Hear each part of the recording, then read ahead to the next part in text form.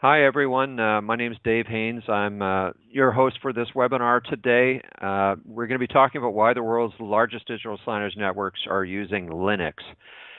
With me on this call is Jody Smith, the product manager at BroadSign, an old friend of mine. Very quick introduction on me. I'm an industry consultant in digital signage and work with all kinds of companies, both as end users and suppliers. And I also write a blog called 16.9, which is entirely focused on the digital signage industry. If you've not read it, it's worth your time. There's almost 5,000 posts on there about digital signage. So with that, we'll just kind of dive into this. Jody is driving the slide. So Jody, if you can move to the next one. So there's this broad assumption in the digital signage industry. It's been around forever that digital signage software providers are using Linux because that saves on Windows licensing costs. There's this assumption that that is what's driving the decision to go that way, both from the software developer and from the end user. Next slide. So the idea is Linux is open source and therefore it's free. You don't have to pay anything for it. In reality, nothing is free. And versus Windows, which is obviously a commercial product and costs dollars. Windows pricing is a bit of a moving target, but you're looking at, I'd say, anywhere from 10 on the very low side to $80 per license. So it adds up if you have a scaled network. Go ahead, Jody.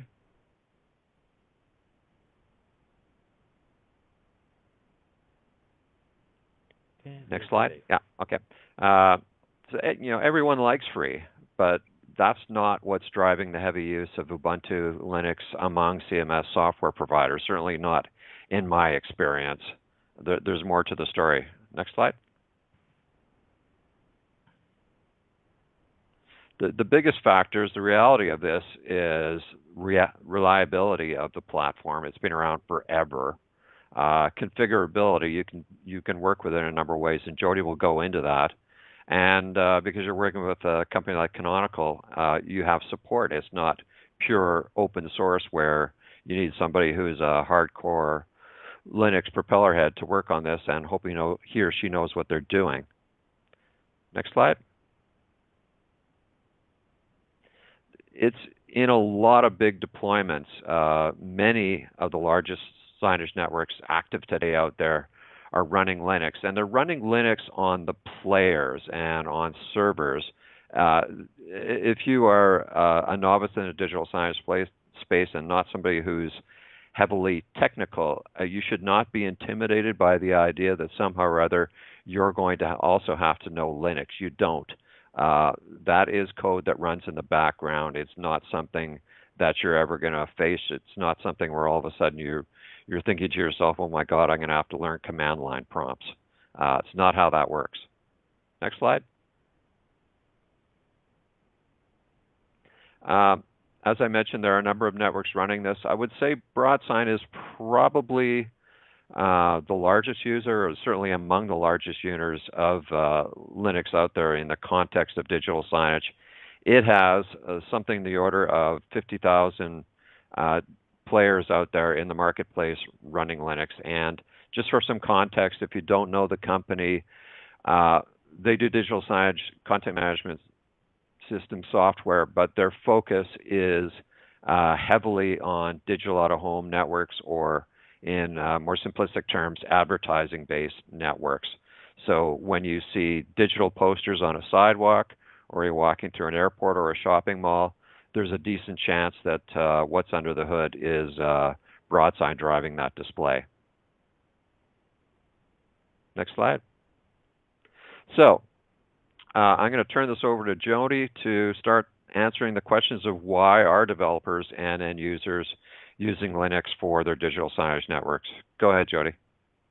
Cool, thanks very much. So hello everyone, just to introduce myself, my name is Jody Smith. I am the product manager at BroadSign. I've been with the company for about 13 years.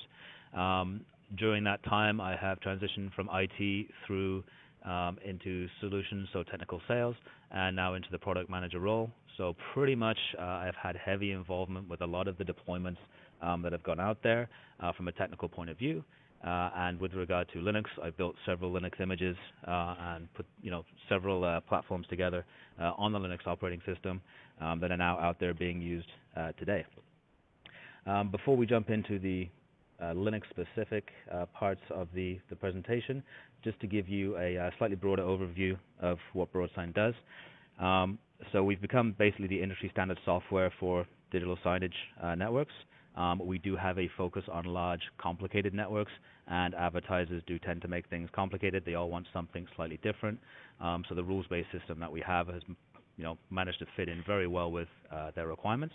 And so a lot of the larger advertising networks out there in the world have standardized on our platform.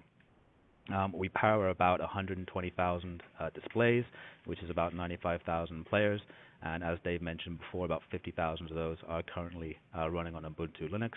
And that generates about 360 million app plays a day. So it's quite a large-scale network. And these are not necessarily small screens. We have screens that can get rather large and reach quite a lot of people. For example, here's some of the more commonly touted ones. We have a few screens in Times Square. Obviously, that gets a lot of footfall. Very large format, very impressive screens. If any of you have had the fortunate travel of going to Vegas, one of the largest screens on the strip there is run by a company called Branded Cities. That's Harmon Corner. Very big screen. That's running BroadSign. And also the London Underground. That was the largest media concession in history. That was just given to a BroadSign client as well, and they're also pushing out content there. We run 12 of the top 15 business airports, so if you do any travel, if you're going through Heathrow, JFK, any of the more popular airports, you, as Dave said, have probably seen a BroadSign screen, and there's a fairly good chance that screen would be running on Linux. Jody, just if I can jump in here, there's a opportunity for questions from the audience. We'll answer them at the end, but if you want to use the tool set that's available here to put in your questions, we'll go through them, and once Jody wraps up his presentation, we're happy to, and mostly Jody will answer questions about this. Yeah, for sure. So if we go back a bit further than we normally do when we're talking to clients into BroadSign's history, before we were called BroadSign, we were actually called LTS Networks. LTS stood for Linux Terminal Server. So the entire crew back then were, as Dave puts it, Linux propeller heads. And I was actually hired as the Windows guy. I'm embarrassed to admit it on this particular call, but I had my MCSE and they needed some Windows expertise for the Windows players. So they hired me for that. Since then, I have obviously converted to the power of Linux, and I got a crash course from them in that process. It's worth mentioning that even though we have three main components in our system, the players can be Windows or Linux. The control interface is normally Windows-based, but the actual server infrastructure, everything that maintains our software as a service platform is actually Linux-based. So we've been Linux from the start. We have been software as a service from the start. So before it was called the cloud and pushed out like that, we have very much been designed from the ground up to do this. And we based all of our backend infrastructure on Linux. As I mentioned, it was a lot of Linux geeks in the start, so obviously they had a preference, but the flexibility that we got from that choice has served us very, very well throughout BroadSign's history.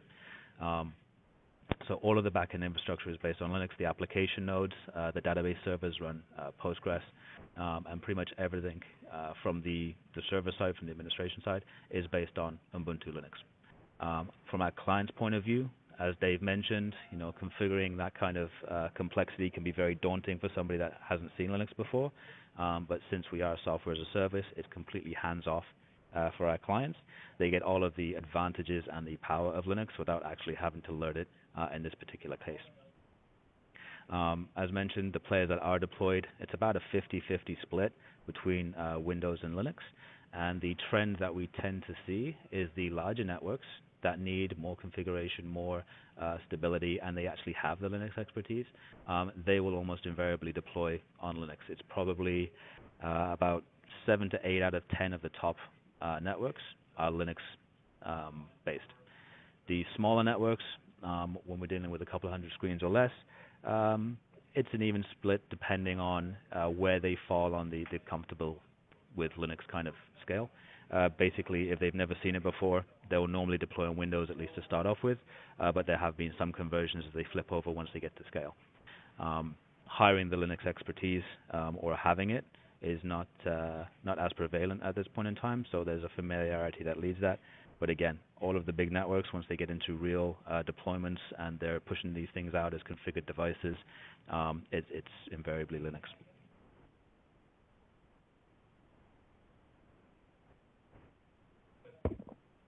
So to broaden on what Dave said with regard to why our largest customers choose Linux, he is correct that one of the initial drivers is always the perception of free. It's the initial cost. I don't have to pay the Windows license. And so once you get past the 1,000 player count, even if you don't have Linux expertise in-house, it actually becomes cost-effective to hire a Linux guy to then manage the players, and it still comes out as significantly cheaper. One of the hidden savings that people don't necessarily take into account right off the bat is the hardware cost.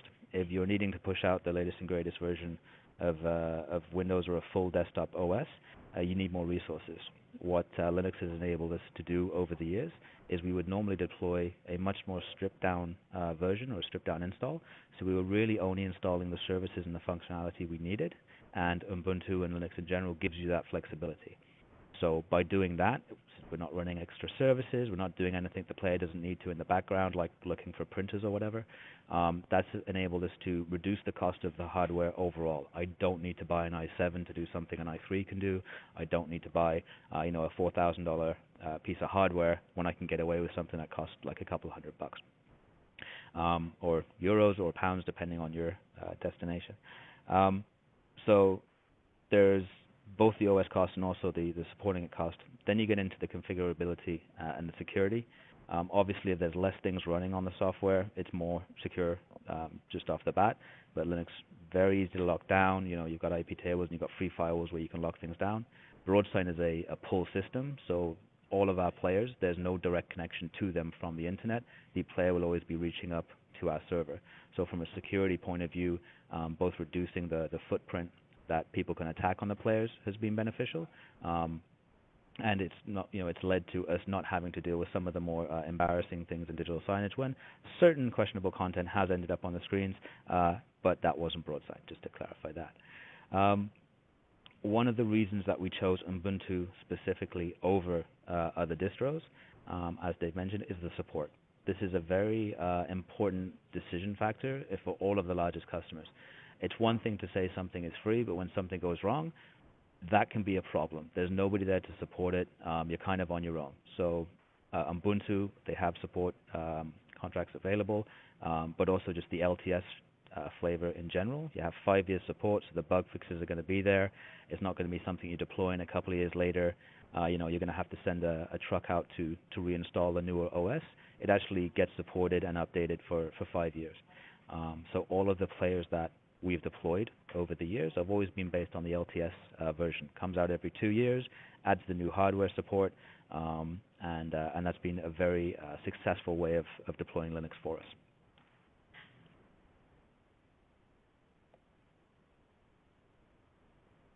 So when a network first starts and they have to choose between whether they're going to go Linux or Windows, there's a few questions they have to ask themselves. If it's possible to go Linux and they're comfortable with it, that would normally be what we'd recommend. However, there are certain things that rule this out. So third-party tool support. This can be something where it's unavoidable if there is an existing set of sensors or some kind of system that needs to be integrated with the player and run on that same device. If it only has a Windows client, then that becomes a blocker for us. If there is no expertise within Linux, and they're not willing to hire that expertise, although you can run with support contracts, at that point it's a much more difficult decision to go with Linux. It might be easier to stay with Windows until you're ready or you get to scale and you can actually hire the expertise. The third one to take into account is really your content strategy. This is less of an issue. Recently, Canonical's added Compiz to the desktop manager, so the video playback has been increasingly getting better and better and better. Depending on the content strategy of the network, if it's videos and images, it's kind of a no-brainer. You can go with Linux there. If you're running HTML5, it's still good. If you get into something like Flash or Silverlight, if anybody has the misfortune of still using that, that can become more of a decision factor. But these things do pop up, so it's very important to match your hardware and your operating system to your content strategy. Digital signage is all about pushing out content, broadcasting it so people can actually see it, and it has to look good. So regardless of the choice, it has to look good. So it's always a concern. So what does an install look like? From BroadSign's point of view, the software that we run basically takes care of the endpoint. The player is able to do all of its own monitoring and stuff like that and report back to our servers. So for a first user, they've never installed Linux before, they can download the ISO, burn the CD, or put it on a USB key from Ubuntu, plug it in the system, follow through the ridiculously simple install. We only need a base install, don't need any other packages. We'll bring them in ourselves. And then once that's done, it's basically run one deb package, so one install package from our site, and that will configure all of the player, and you'll be pretty much up and running and good to go with the BroadSign player pretty quickly. When we were building images in-house, we actually went through a process of building an image that was deployed to about 14,000 endpoints remotely. That was done by having a Clonezilla, which is similar to Ghost, a Clonezilla application that would copy the file.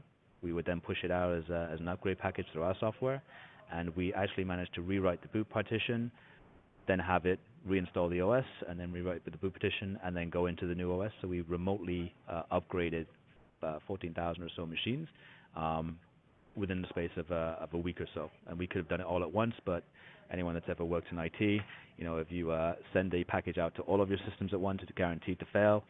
If you do it piece by piece, it will all go smoothly.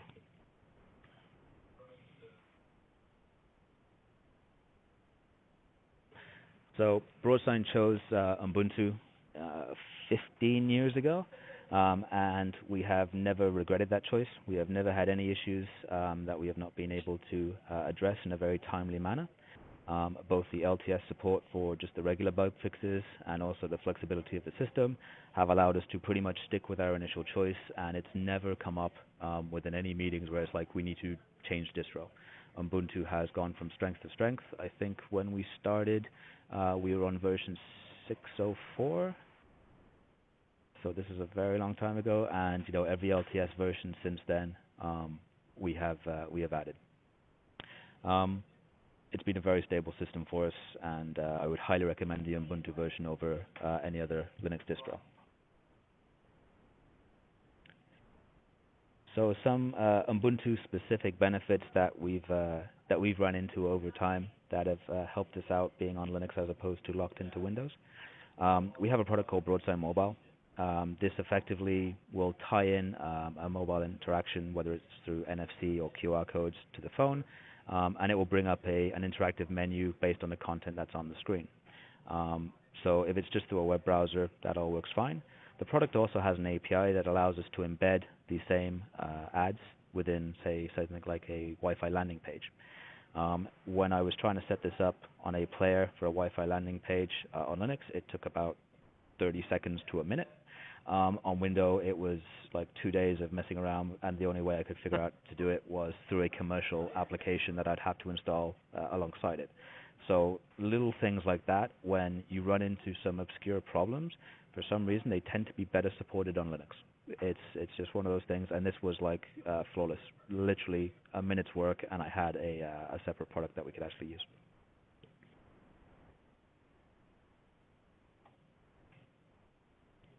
One of the other benefits that we've noticed by using Ubuntu, the hardware certification, I think this is a newer offering from them. For a while, we would actually do this in-house ourselves. Whenever somebody is looking at buying, 10,000 pieces of hardware, you want to make sure that it's actually going to work. So the certification, actually knowing that the drivers in the operating system is going to be compatible with the type of hardware that you've decided to purchase, this can be very stressful.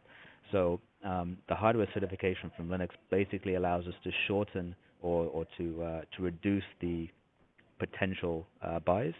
If it's been certified by Ubuntu, we don't have to worry so much about the drivers and the compatibility. We're not going to run into gotchas there. And then we can just test our software on top of that platform. It gives us quite a faster path to market with regard to picking the hardware. It also gives the larger networks that feeling of security, knowing that somebody's actually looked at this and are not so much on their own. And that's one of those things that when you're buying large amounts of players is very, very important. And if your job's on the line, there's a saying that says nobody gets fired for buying Cisco. It's kind of the same thing here. It's being certified, you understand what you're getting into, you have a name behind it, and you can have that confidence that the hardware you've chosen isn't as much of a gamble.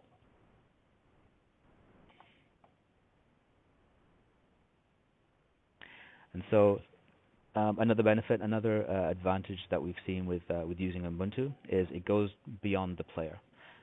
So the software that we have when we install it on either Windows or Linux players has a lot of player-side APIs that allows it to interact with its environment and make changes to what's being displayed based on external factors. It could be something as generic as the weather. It could be whether there's a guy or a girl in front of the screen.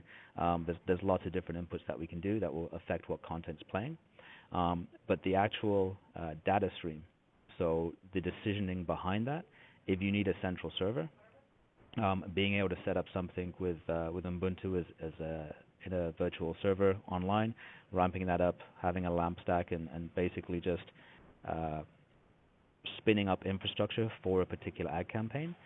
It's been significantly easier to do that sort of thing if we're using an Ubuntu control source, just because it's so well suited to the server market. So that's allowed us to do some pretty interesting ad campaigns with regard to feeding information out to the players. There was one that ran in the UK for Heineken during the Olympics. They were sponsoring the medal count, so every time somebody won a particular event, that would be updated, but that feed was delivered to the player from a Linux server that was set up just for that event.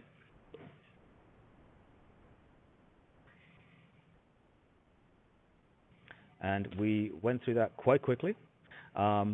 We got through all of the points on there. Dave, did you get any questions on your end as we were going through? Yeah, we have a few questions coming in already, and again, encourage other audience members to type their questions in there, and we'll make sure we get them answered as well. I have, to start with, a question around when you're talking about how Ubuntu Linux has, kind of a leaner kind of install profile, or whatever you want to call it, and that you could go from an i7 to an i5 or down to an i3. One of the big things in digital signage in the last 2 or 3 years has been system on chip and the use of set-top boxes, so non-traditional PC devices being used as media players. And I know BroadSign has some experience with this on the Android side. Can Ubuntu Linux enable a user to use something like a set-top box? Sure. So the operating system in that case is not the limitation. At the moment, our product only runs on x86 architecture, so the set-top boxes normally use ARM.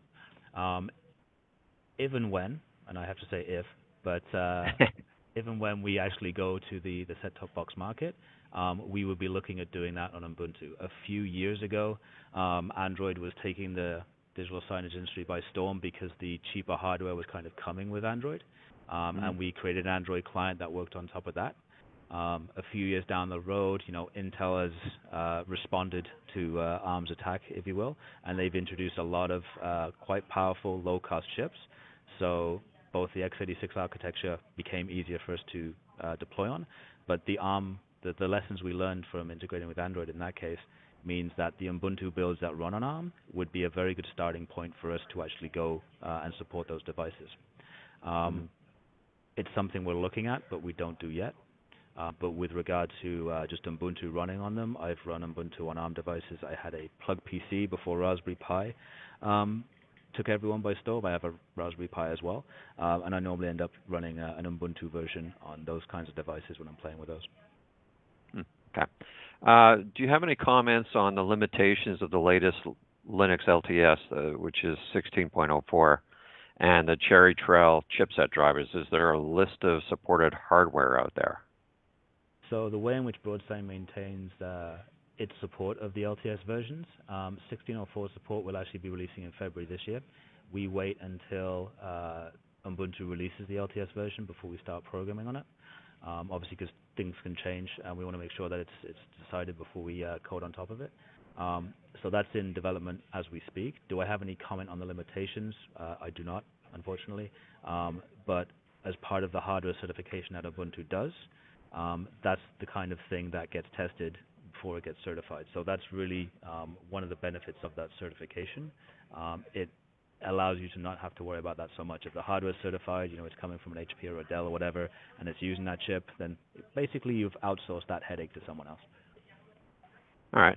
Another question from the audience. What type of security features are built into the product, and how quickly are the remote updates to the software? All right. There's a few questions in there. So the security features, the non-coded but architectural approach of having the player pull information rather than the server pushing to it has been instrumental in making things more secure right off the bat. Basically, you cannot connect to the player from the outside world. There's nothing listening in a lot of the cases. So that is just inherently more secure. For the people who do set something up, SSH is a preferred method. You do need, command line expertise unless you're going to set up a VNC or something. So you do need more expertise to do that. But SSH, you can do a key exchange and make that a lot more secure. So just from an OS point of view, an SSH in and the fact that it's only normally set up as a pull model make it more secure. With regard to our software, all of the communication between the player and the server is mutually authenticated, SSL encrypted. So there's you can sniff the network until your heart's content, and you will see nothing from our player that is of any use to you at all. So it's a very secure system, and all of the expected protocols are there. We're actually going through the process of becoming SOC 2 audited. So we have some very heavy hitter security guys in-house beating us up right now, and we're actually doing pretty well. So I mean, from a security point of view, we've never had any issues. Knock on wood. Okay. Another question from the audience: how quick is the Ubuntu server? That reminds me of the last part of the other question. So the Ubuntu server, basically, we run a Linux cluster, so we can add application nodes if we need to. The way in which our system is set up is the players will check in with our server every 20 minutes or so we don't maintain a persistent connection. A lot of the times the content that gets pushed out is repetitively played. So as far as performance from our point of view, we have no issues. We've been able to grow the cluster as we needed. Right now, the hardware we run on, it's enterprise grade. It's pretty hardcore with regard to the specs on the hardware that goes. But for responses and that, it's pretty much instantaneous. For downloads of content, we'll queue the players up.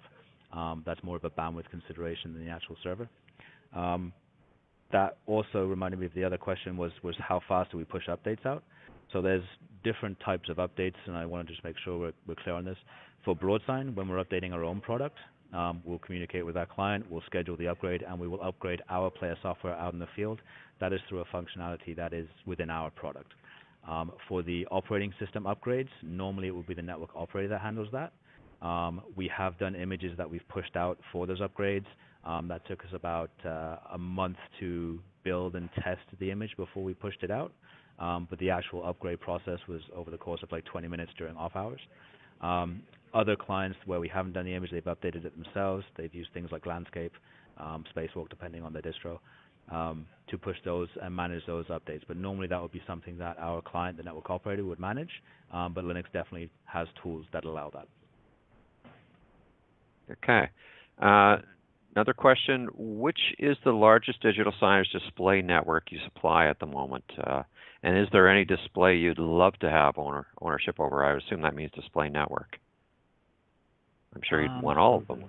So they're in the healthcare. I'm not sure if I'm allowed to publish numbers in the name at the same time. We have a couple of networks that are one 16,000 endpoints, the other one's 14,000.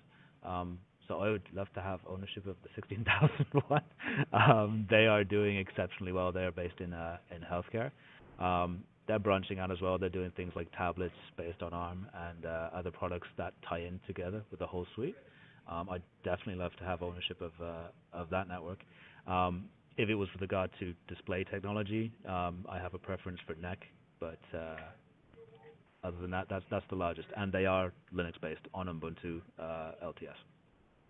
And so these are point-of-care networks that would be screens and things like waiting rooms for, where patients are waiting around to see their doctor. Exactly. Okay. They have predominantly in the U.S., they have quite a good market due to the nature of how it works over there. So they're pretty well funded, and they seem to be growing very well.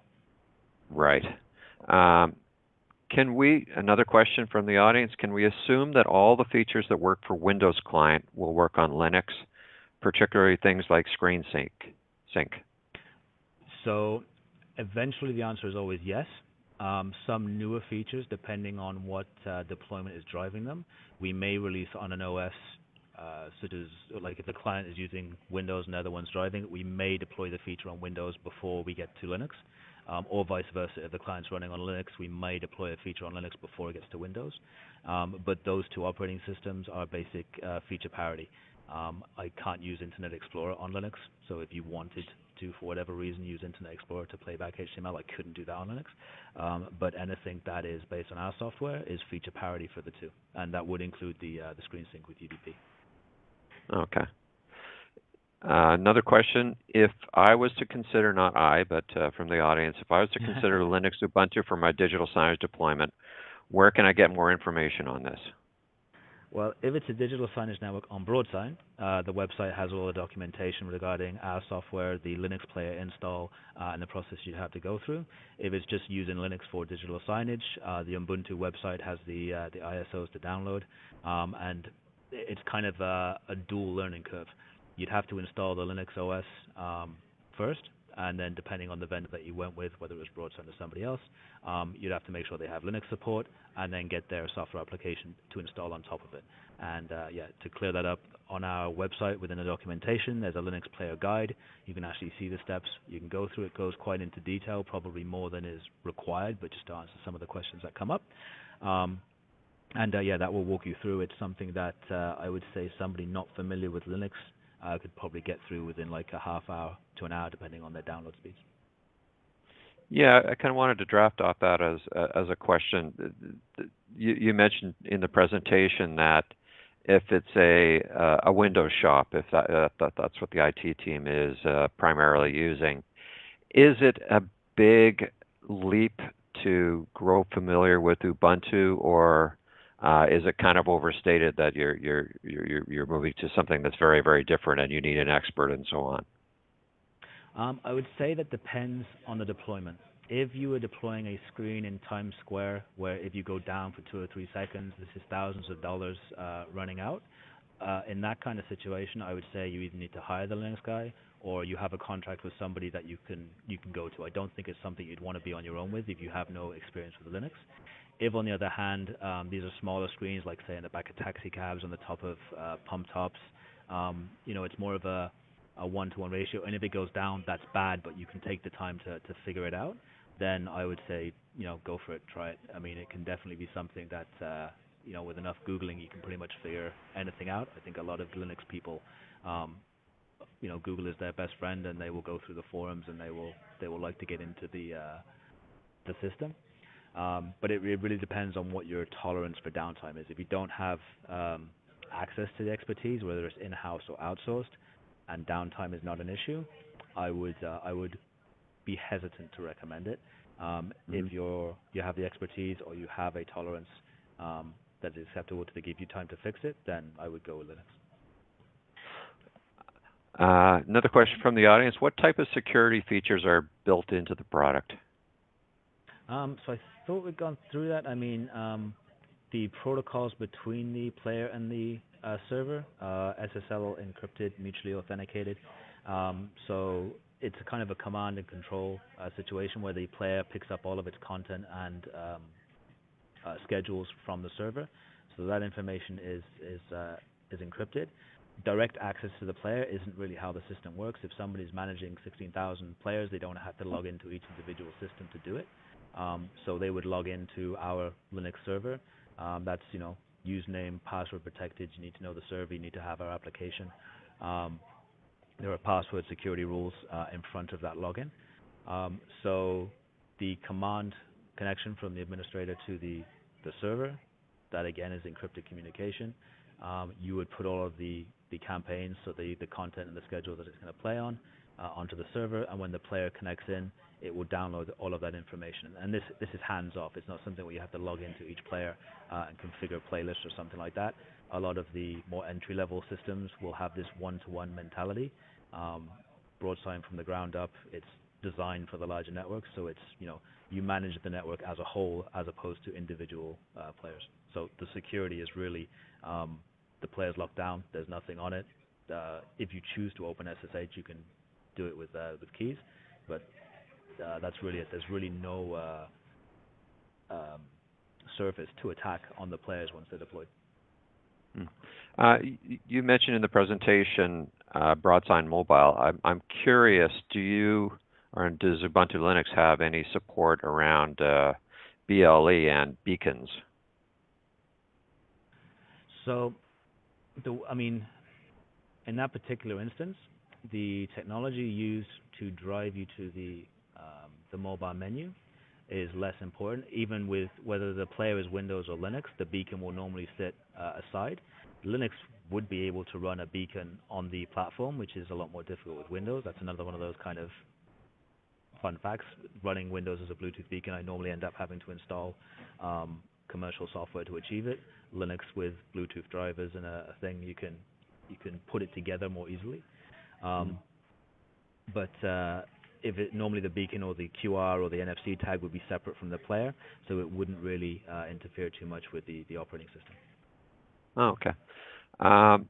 Another question from the audience, and I think you touched on this before, but they need to know more. How quickly are the remote updates to the software? So if it's BroadSign, we can do it overnight. If it's Ubuntu, it's in the network operator's hands. So if they have something like landscape, they can push out as many updates as they choose. It's pretty much instantaneous based on the bandwidth that you have. So once you decide to do it, you can push it out.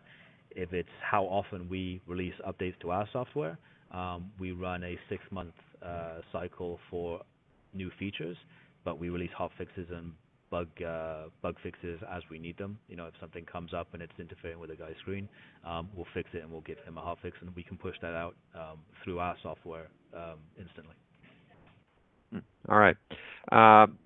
That seems to be about it for the questions. If anybody has anything else they want to ask, please do so very shortly.